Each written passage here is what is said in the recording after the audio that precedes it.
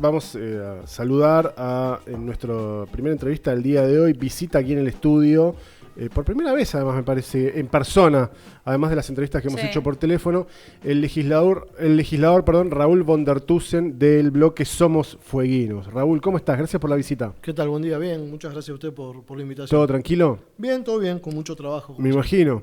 Raúl, ¿cuál fue la primera conclusión que pudiste sacar de lo que fue el discurso del gobernador Gustavo Melella en esta apertura de sesiones, que si no recuerdo mal es la sexta en el caso de él, digamos, ¿no? Porque digamos, el primer mandato y la mitad de su segundo mandato? Sí, es la sexta de este gobernador, pero son 40 de todos los gobernadores, y sí. La verdad que uno que tiene algunos años ya en esto se queda siempre con algún sabor amargo. Yo siempre digo que la esperanza no se pierde nunca. Uno cuando se sienta a escuchar el discurso del gobernador tiene esa esperanza de que va a anunciar algo que realmente le va a cambiar la vida a los fueguinos. Hay algunos anuncios que siempre se dan, pero lo cierto es que en este caso y en algunos otros casos las expectativas son muy bajas, ¿no? Es como que, bueno, escuchamos lo que se dijo, pero lo cierto es que expectativas son muy, muy poquitas. Ayer justamente decía en un medio que vamos a tratar de comparar el discurso que planteó el gobernador el día domingo con el presupuesto, un presupuesto además reconducido. Esto nos da la razón, lo que veníamos diciendo el año pasado, cuando decíamos de que el Ejecutivo no tenía intenciones de tener un presupuesto aprobado. Esto me lo da por ahí también la experiencia, no haber tratado 8 presupuestos en el Consejo Deliberante de Río Grande y también 1 o 2 presupuestos en la legislatura. Lo cierto es que hoy tenemos un presupuesto reconducido con un decreto de modificación de partidas para reconducir ese presupuesto, y es importante analizar los puntos del discurso con los puntos de ese presupuesto reconducido. Por eso digo que las esperanzas siempre están cuando uno escucha al gobernador, pero luego van cambiando las expectativas. Y a mí la verdad que no me generó mucha expectativa desde el punto de vista del cambio social y económico que se debería generar hoy en la provincia, sino que sí vimos como positivo, como digo una cosa, digo la otra también, como positivo esto de pensar en la transformación del Estado, ¿no? Una temática que uno viene planteando hace muchos años. Nosotros en el Consejo Deliberante lo hicimos, dejamos una institución totalmente moderna, funcionando, sin papel, no sé bien ahora cómo estará, pero cuando nosotros lo dejamos era de esa manera, el ciudadano podía hacer los trámites que antes llevaban casi 60 días, hicimos una reducción a 48 horas, eso es importantísimo para la sociedad, y espero que esto lo puedan seguir haciendo los ejecutivos, porque los poderes legislativos, más que hacer una presentación o solicitar una banca del vecino, no hay. Claro. Los ejecutivos sí son los que le cambian la vida a la gente, ¿no? Eso, además, en las palabras del gobernador, es un poco una demanda, ¿no? Él lo interpreta como una demanda de la población de tiempos que han cambiado y que la política y el Estado se tienen que adaptar, ¿no? ¿Vos ves también que hay una necesidad de la población hay ciertos procesos que no pueden seguir funcionando de la misma forma? Sí, eso es verdad, pero que eso no sea una excusa para que valga todo, ¿no? Entonces hay que ser ¿Por qué lo decís? Y porque por ahí en este afán de querer modernizar algunas cosas se terminan modificando algunos procedimientos, no sé, podrían ser contables o de control o de transparencia. Bueno, la 1015, que es para quienes saben del tema, la ley de contrataciones del Estado, que es la que rige cómo contrata el Estado, es una de las cosas que quiere modificar, sí, ¿no? Bueno, tiene algunas burocracias, la verdad que ha quedado bastante antigua esa ley, pero sí creo que es una ley que genera los pasos necesarios de transparencia que tiene que tener el Estado. El Estado no es el sector privado, no es un almacén, no es un kiosco. Lo manejan personas que pasan por ese lugar, en el caso de los políticos cada 4 años, en el caso de planta permanente hasta que se jubilan.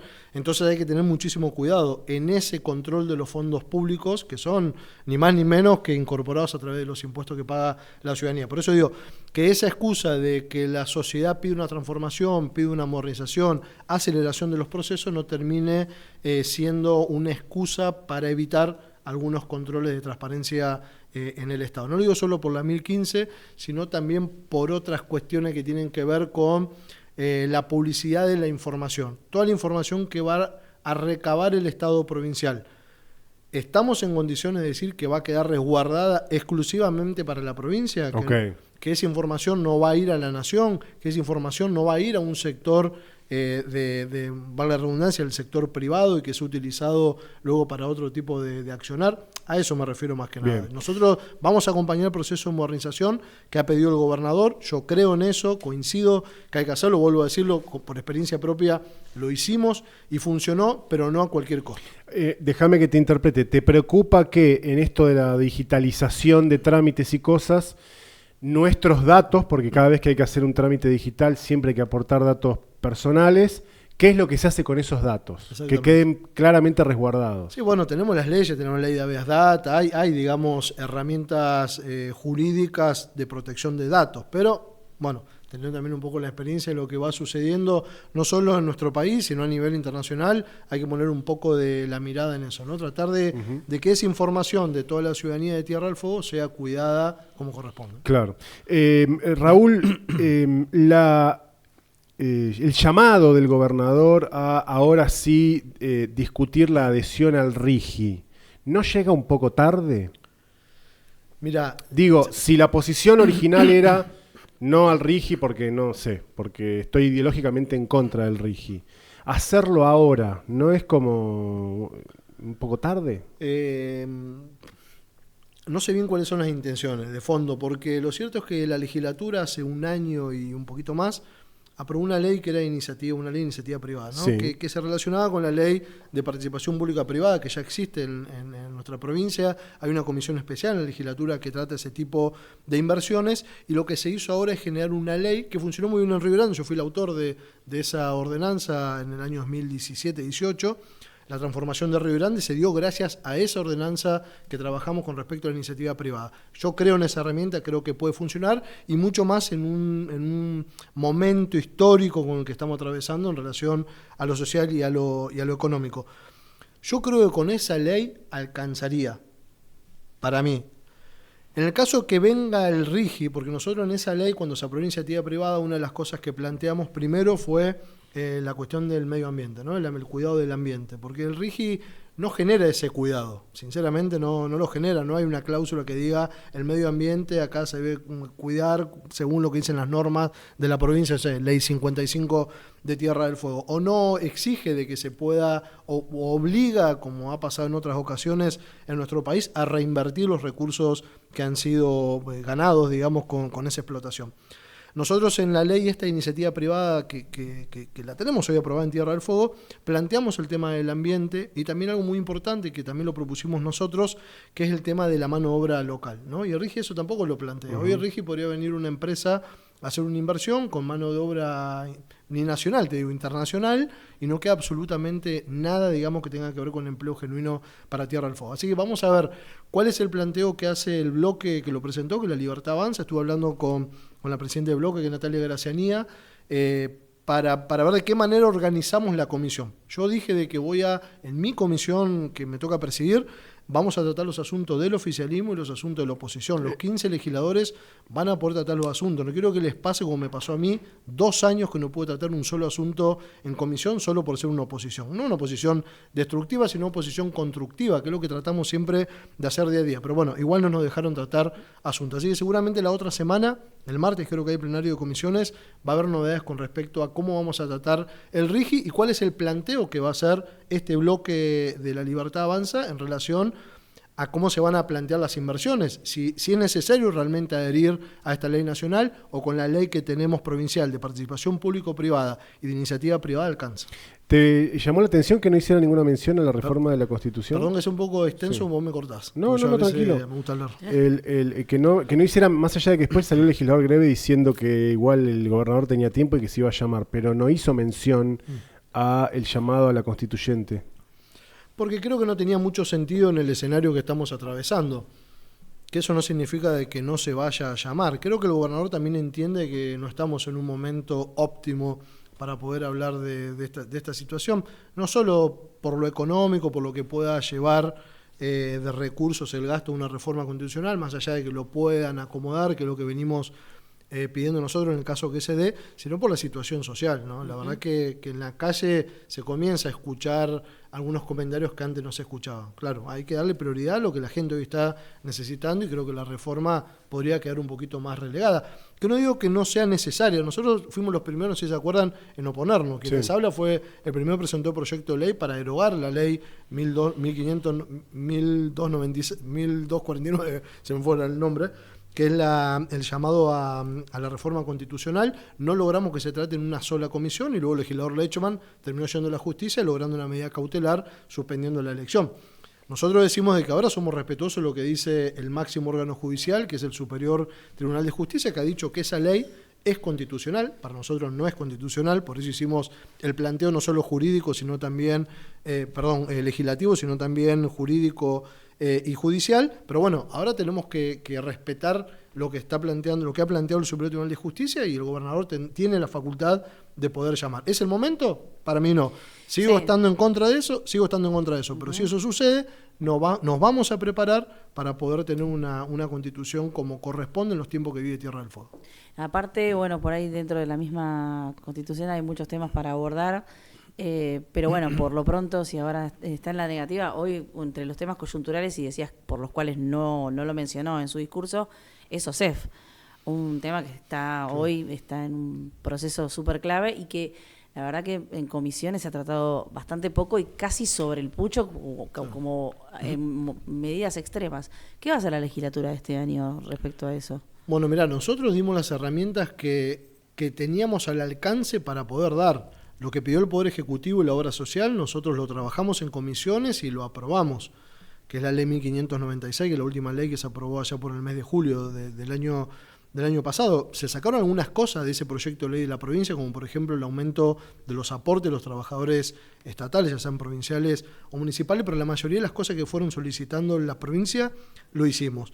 Nosotros queremos esta semana, que está el plenario de comisión, la próxima semana, es solicitar que venga el directorio a las comisiones, a cualquiera, la que quiera, Salud, la 1, la que el directorio OSEF quiera, para que nos digan de qué manera han utilizado la ley 1596, si le ha servido y qué modificación hay que hacerle a esa ley. Tengo entendido que el gobernador, si mal no recuerdo, lo dijo en el discurso, que va a mandar también una ley de transformación de la obra social. Coincido con eso, creo que hay que transformar el sentido que tiene la obra social. Y una auditoría externa estaba también. Bueno, pero hubieron auditorías externas también. Más allá de lo que hizo el Tribunal de Cuentas, lo hizo también de la mano de la Universidad de Cuyo, que es la Universidad de Mendoza.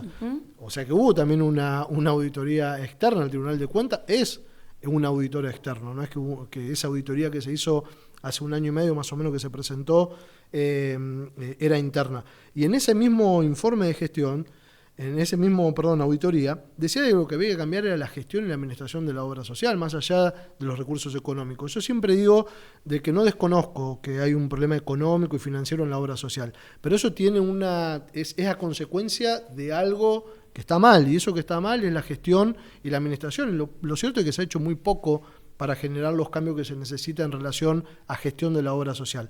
Yo en algún momento, algunos se enojaron, pero yo había pedido la intervención.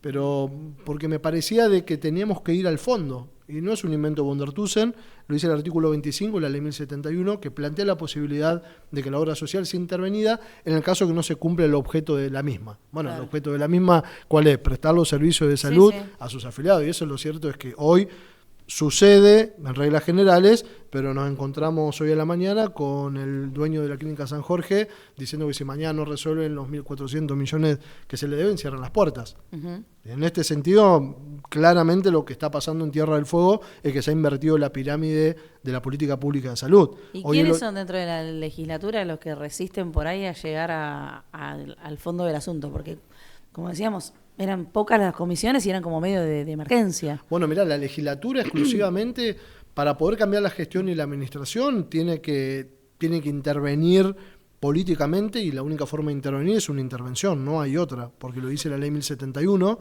que para el caso que no se cumple con el objeto de esta ley, la legislatura, por la mayoría agravada, 10 legisladores, piden la intervención por el plazo que estime corresponder. Yo lo que planteaba que al menos se debería intervenir por 6 meses la obra social con representantes externos ¿no? Que puede ser la legislatura, el Tribunal de Cuentas, no sé, armar una especie así de comisión por 6 meses y a partir de ahí ver realmente qué es lo que está sucediendo en la obra social. Vamos a esperar esta auditoría externa que dice el gobernador que mandó a hacer, creo que va a ser importante, y a partir de ahí, si ya no hay una decisión política de un cambio real de gestión y de administración, yo creo que la obra social no tiene mucha más vida. Yo no sé si va a pasar este año, sinceramente, y mucho más cuando estamos hablando, lo decía recién, que se ha invertido la pirámide de la política pública en salud en Tierra del Fuego. Hoy el 85%, el 90% de la política pública de salud recae en manos del sector privado, que está bien, ellos están haciendo su negocio, no es culpa de ellos. El problema es de los que tienen que controlar eso y que han permitido de que el Estado, digamos, la política pública de salud, ya no caiga en manos del Estado, sino que quede exclusivamente en manos del privado. Y cuando hablo del Estado no estoy hablando de la salud exclusivamente gratuita, ¿no? Lo que estoy hablando del Estado es que la política pública de Estado, como marca la Constitución, tiene que recaer en manos del Estado y no levantarnos a la mañana como hoy y escuchar que un dueño de una clínica dice que le va a cortar el servicio a todos los usuarienses por una falta de pago. Ahora, el Estado, ¿qué va a hacer en ese caso? Mañana se cortan los servicios. Nada, no puede hacer nada. Vuelvo a decir, porque invirtió la pirámide de la salud pública y hoy la salud pública lamentablemente no está funcionando como debe funcionar. Ahora, Raúl, ahí estamos con el legislador Raúl Bondertus del bloque Somos Fue y no sé quién nos está visitando aquí en el estudio. Hay un problema, me parece también, que tiene que ver con el problema del cobro de OSEF, porque ayer o antes de ayer escuchaba en otra radio a uno de los directores por los trabajadores, por los pasivos, creo que era.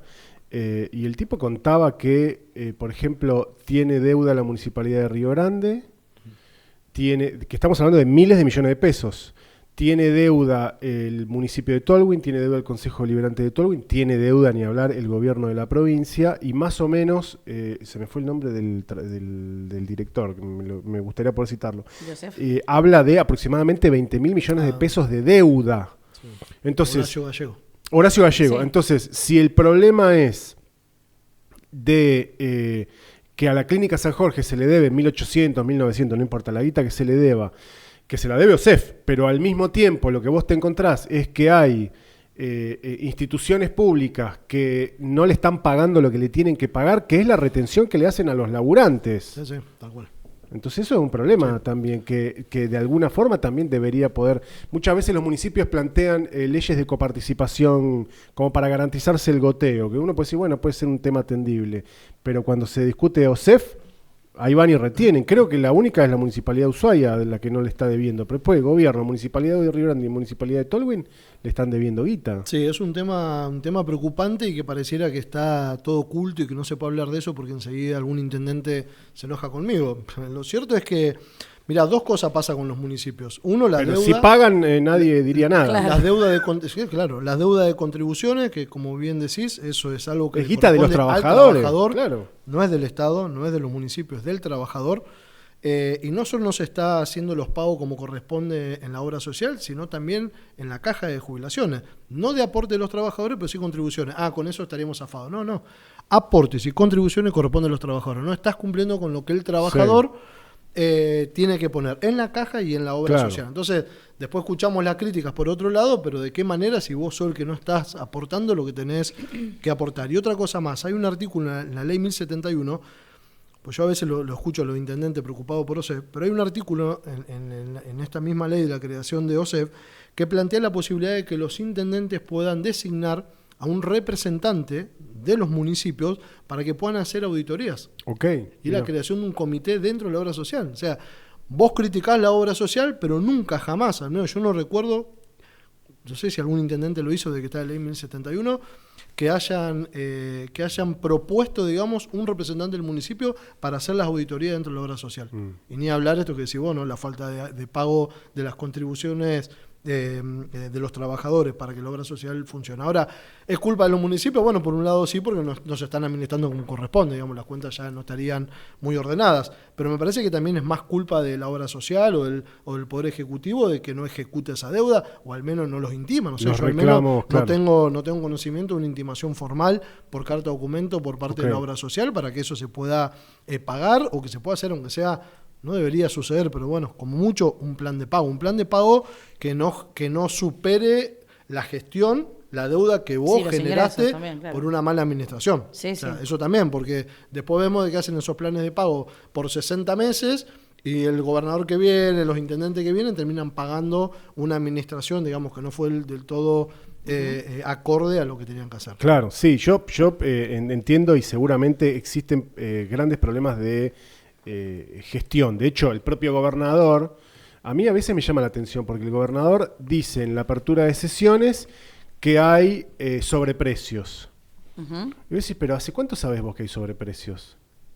¿Se hizo alguna vez alguna denuncia porque hay sobreprecios? Son esas cosas que se dicen que después quedan ahí, viste, como latentes. Sí, sí. Puede haber algún problema de gestión, pero también es cierto que la salud está mucho más cara, que los sueldos de los laburantes están bajos, entonces el aporte es bajo, que tal vez si todo se infla, tal vez el aporte que hace el laburante tal vez también tendría que incrementarse, y eso, claro, cualquier trabajador te va a decir, hijo de puta, me vas a sacar guita del bolsillo encima que estoy ganando poco, pero es una discusión que me parece que se puede dar, pero después tenés a los propios estados que están debiéndole plata a los CEF, entonces, ¿viste? Sí, que creo que le hace más daño eso que un aporte menor que pueda hacer un trabajador. Nosotros vamos pero, Raúl, además que, viste, a mí hay ciertos discursos con los que yo no me quiero sentir identificado, pero viste, cuando un comerciante dice, ustedes no saben lo que es pagar el 931, si vos no pagás el 931 al mes, AFIP te intima. Y tenés un municipio que puede estar, no sé, meses debiendo miles de millones de pesos y no pasa absolutamente nada. Sí, y en el medio, esos mismos municipios criticando, digamos, la falta, por ejemplo, de atención de OSEF. Pero yo creo que, mira, antes me parece a mí que la gente antes no se daba cuenta de estas cosas. Porque o no se informaba o quizás los medios de comunicación no llegaban como llegan hoy a través de las redes sociales. Yo creo que hoy la gente se empieza a dar cuenta, porque a mí me lo dicen. Yo digo, cuando uno habla de contribuciones, del pago, digo, bueno, esto debe ser un matete en la cabeza de la gente que no lo va a entender y uno trata de explicarlo de la mejor manera. Y me sorprende porque yo cuando ando en la calle, la gente me dice, ¿cómo puede ser que los municipios o el gobierno no estén pagando CEF? Eso nos perjudica a nosotros porque después no tenemos los medicamentos, pero nos ¿quién cortan es la atención. El organismo que tiene que justamente activar y ejecutar y decir, bueno, hasta acá es el llegaste? Poder Ejecutivo, pero imagínate que es lo que yo digo siempre. ¿Por qué yo planteo que hay que intervenirla? Planteo que hay que intervenirla porque el presidente y el vicepresidente de OSEF los pone el gobernador. Uh-huh. Entonces, ¿qué reclamo ustedes creen que podría hacer el mismo funcionario que te pone? ¿Vos le vas a reclamar? ¿Cómo le vas a reclamar? ¿En qué términos? ¿Cómo lo vas a hacer?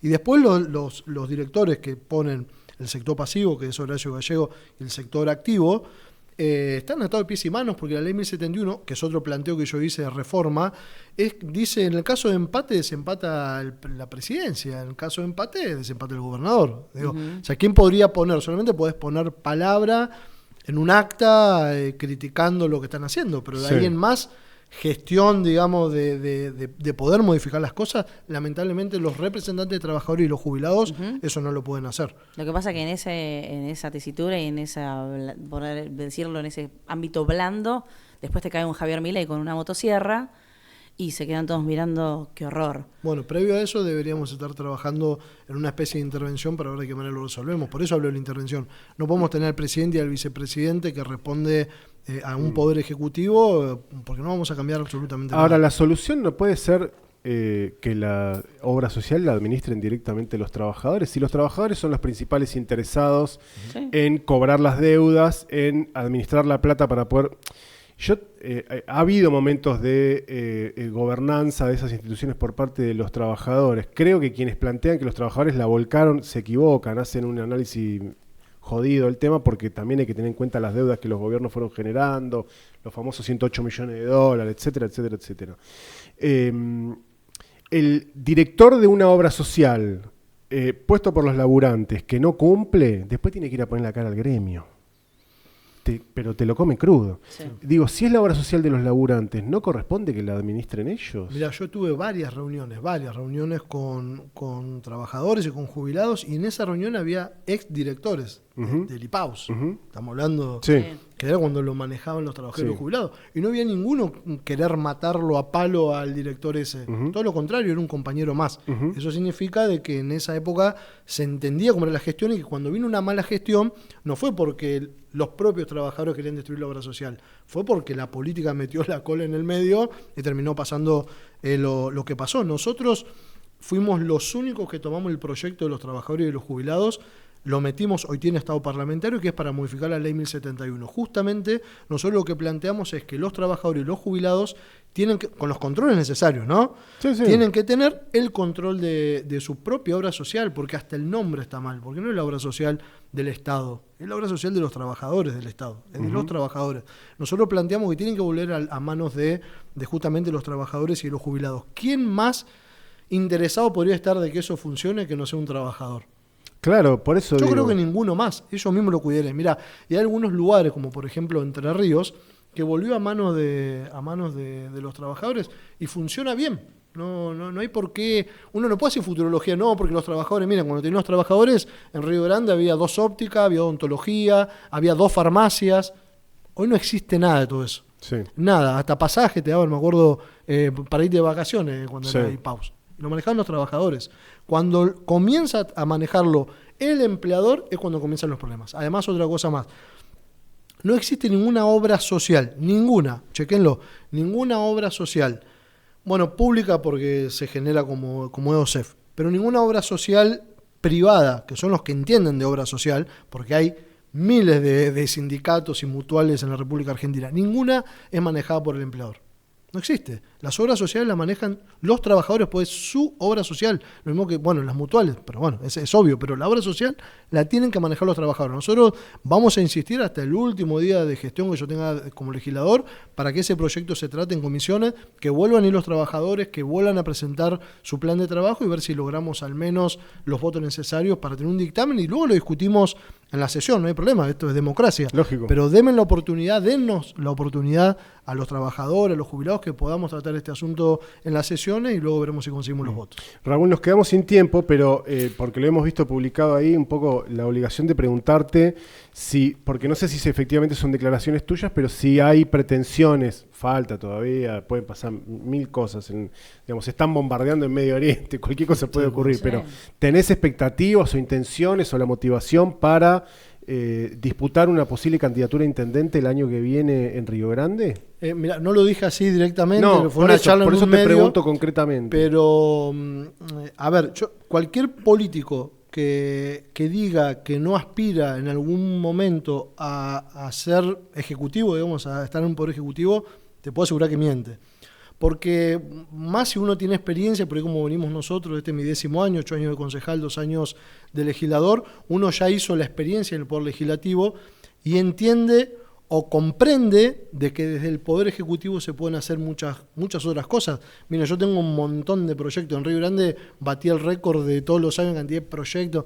Pero si no tenés, la política no te da el consenso, eso no lo podés lograr. Ahora como Poder Ejecutivo sí creo que podés cambiarle la vida a la gente, podés transformar la realidad.